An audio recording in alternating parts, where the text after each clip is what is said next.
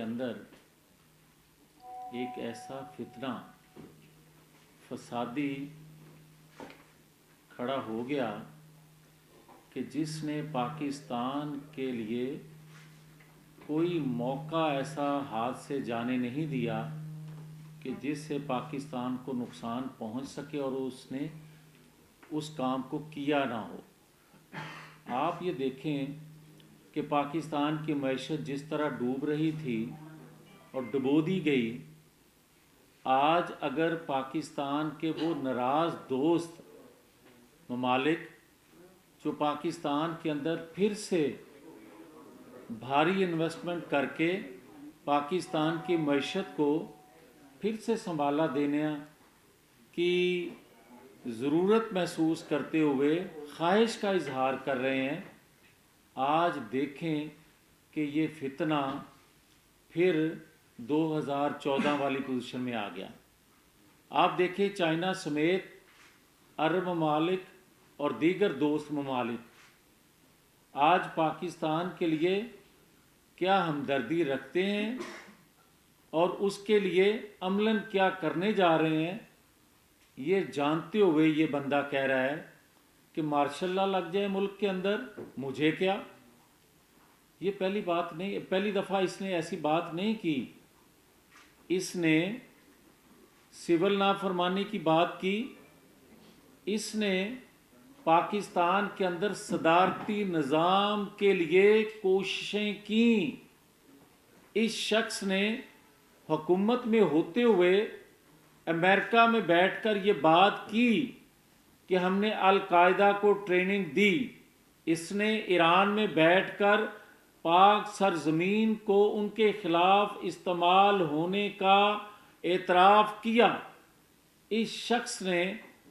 پاکستان کے اندر بیٹھ کے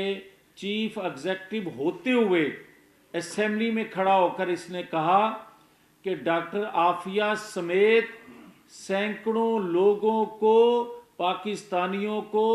ہمارے ادارے نے بھاری قیمت پر بیچا۔ اگر اس وقت لگام دے دی جاتی تو یہ نوبت نہ آتی۔ حکومت سے ہٹا تو اس نے کہا کہ پاکستان پر بم گر جائے، پاکستان کے 3 ٹکڑے ہو سکتے ہیں، پاکستان کا نیوکلیئر محفوظ ہاتھوں میں نہیں ہے۔ یہ باتیں کون کرتا ہے؟ کبھی کوئی محب وطن سیاسی لیڈر، قومی رہنما اس طرح کی گفتگو کرنے کا تصور نہیں کر سکتا۔ ہاں، ہم نے باتیں کی ہیں، ہم نے تنقید کی ہے اصلاح کے لیے، ہم نے اداروں میں بیٹھے لوگوں کی پالیسیوں پر تنقید کی ہے اصلاح کے لیے، ہم نے کوئی مسلح جدوجہد نہیں کی۔ ہم نے پہاڑوں پر چڑھے لوگوں کو، ہم نے دیگر مسلح گروہوں کو پاکستان کے اندر غیر مسلح آئینی جدوجہد کے لیے ایک قومی دھارے میں شامل ہونے کے لیے ہم نے ضرور ان کو راغب کیا۔ مگر آج جو شخص پہاڑوں پر چڑھے لوگوں کو اکسا رہا ہے اور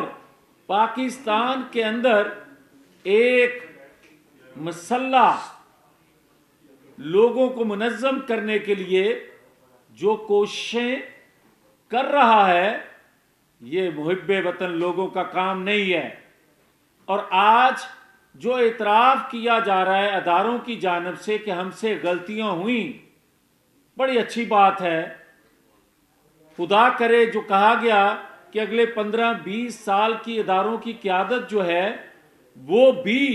آن بورڈ ہے کہ ہم کسی طور پر آئین سے ماورا کوئی قدم نہیں اٹھائیں گے، تو آج بڑی تکلیف سے یہ کہنا پڑ رہا ہے کہ الطاف حسین کو پالنے کے بعد، الطاف حسین کے مائنڈ سیٹ کو دیکھنے کے بعد بھی جو عمران خان کو پالا گیا، ایک ایسے شخص کو جس کی سوچ یہ ہے کہ مسلح جتھوں کے ذریعے اپنی باتوں کو منوایا جا سکتا ہے یا مسلح لوگوں کے ذریعے اقتدار پر قبضہ کیا جا سکتا ہے، یا مسلح لوگوں کے ذریعے لوگوں کو اداروں کے سربراہان کو بلیک میل کر کے اپنی باتیں منوائی جا سکتی ہیں،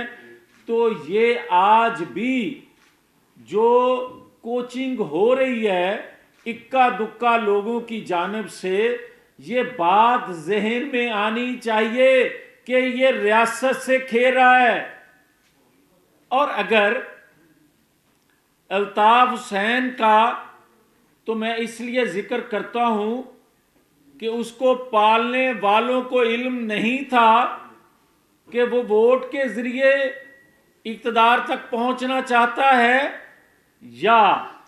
مسلح لوگوں کو منظم کرنا چاہتا ہے اور اس کے ذریعے اداروں کو بلیک میل کرے گا۔ وہ تو کھلے عام بات کرتا تھا اور جناح پور کا نقشہ بھی پیش کرتا تھا۔ یہ میسنا اور یہ ایسا منافق شخص جو بولتا کم اور عمل الطاف حسین سے زیادہ کر رہا ہے، آج ادارے جواب دیں اس بات کا بھی کہ کیا اس شخص کو بار بار گنجائش دی جاتی رہے گی؟ کیا اس شخص کو، اور اگر پاکستان کے محب وطن لوگ، اور آج بھی ہم اس بات پہ قائم ہیں کہ جو ہم نے بات کی اصلاح کے لیے اپنے اداروں کو، اپنی قوم کو، اپنی ریاست کو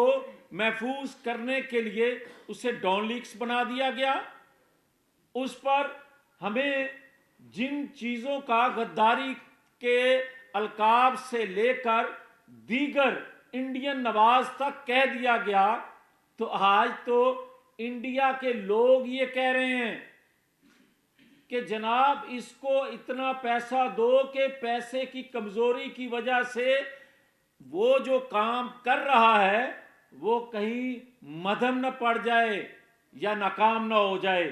میں یہ کہتا ہوں کہ آج کروڑوں نہیں، کروڑوں کا اظہار کیا جا رہا ہے کہ روزانہ کی بنیاد پر اتنے کروڑ خرچ ہو رہے، نہیں، اربوں روپیہ خرچ ہو رہا ہے، اور 5 سے 7 ہزار فی ممبر ایک شخص بچی یا بچے کو، لڑکے لڑکی کو دے کر روزانہ کی بنیاد پہ جو اس میں شامل کیا گیا اس خونی مارچ کے لیے، یہ کہتا ہے کہ اسلام آباد کی پولیس جو ہے اس دن میں سرپرائز دوں گا کہ وہ ہمارے ساتھ شامل ہو جائے گی۔ 70 سالہ بچے سنو، کبھی ایسا نہیں ہوتا کہ ریاستی اداروں کے لوگ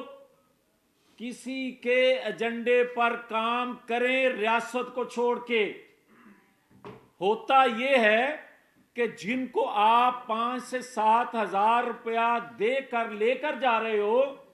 جب اسلام آباد پہنچیں گے تو ریاست پر چڑھائی کی بجائے وہ ریاستی اداروں کے ساتھ کھڑے ہوں گے، کیونکہ ان کے علم میں ہے کہ ریاست ہوگی تو وہ ہوں گے۔ مگر ایک بات سنا دیں، جو تم نے اسلام آباد کے ارد گرد جو مسلح پلاننگ منصوبہ بندی کی ہوئی ہے، علی امین گنڈا پور جیسے چھوٹے موٹے، چھوٹے اور بڑے گروپ پالے ہوئے ہیں، ہم تمہیں سرپرائز دیں گے۔ اس دن سرپرائز حکومت دے گی۔ حکومت کے علم میں ہے کہ جہاں جہاں سے فنڈنگ ہو رہی ہے، حکومت کے علم میں ہے کہ مسلح جتھے کہاں کہاں بیٹھے ہوئے ہیں۔ ایسا بندہ بنائیں گے تمہیں، ایسا بندہ بنا کے اس جگہ پہنچائیں گے جس جگہ الطاف حسین کو آج سے 30 سال پہلے ہونا چاہیے تھا، اور جو تمہیں آج سے 15 سال پہلے جس جگہ ہونا چاہیے تھا۔ ہاں، اس پر اگر فائدہ مل جائے شہباز گل اور اعظم سواتی کو پریس کانفرنس کرنے کا اور اداروں پر وہ الزام لگانے کا جو تو لگاتا رہا، وہ بدلہ لے لیں تو میں نہیں کچھ کہہ سکتا کہ وہ کہیں کہ اس کے ساتھ وہ کچھ ہوا جو یہ الزام لگاتا تھا، مگر یہ بات کہہ دیں کہ یہ پاکستانی قوم آج اگر کوئی ہمیں یہ کہہ رہا ہے کہ جناب یہ مقبول ہے، اس کی فیس سیونگ کے لیے اس کو موقع دیا جائے، تو سن لیں آج دو طرح کی تقسیم ہو چکی ہے۔ ایک وہ لوگ ہیں جو آئین قانون کے مطابق جمہوری جدوجہد غیر مسلح کرنا چاہتے ہیں اور غیر مسلح ہو کر کرتے آ رہے ہیں، کرتے رہیں گے، اور اعتماد کر رہے ہیں اپنے اداروں پہ کہ ہم کسی طور پر غیر آئینی قدم نہیں اٹھائیں گے۔ اور ایک طبقہ وہ ہے جس کو یہ لیڈ کر رہا ہے، وہ جو سمجھتا ہے کہ ہر کام بندوق کے زور پہ ہوگا، جس کی سربراہی یہ کر رہا ہے، سرپرستی یہ کر رہا ہے اور اس کا کوچ کر رہا ہے کہ طاقت کے ذریعے جب یہ کہتا تھا کہ اس کو ہونا چاہیے وہ ہو آرمی چیف، آج کہتا ہے وہ نہیں تو یہ نہیں ہونا چاہیے۔ یہ مسلح جتھوں کی ڈیمانڈ خواہش تو ہو سکتی ہے مگر آئین اجازت نہیں دیتا۔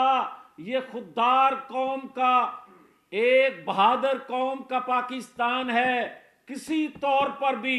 ہم میں سے کسی سے غلطی ہو سکتی ہے، جب وہ اپنی غلطی کا اعتراف کر لے تو بڑے دل سے آگے قوم ملک کے لیے بڑھنا چاہیے جو ہم بڑھ رہے ہیں۔ مگر یہ مت سوچے کوئی کہ جس طرح 4 سالوں میں اداروں کے سربراہان کو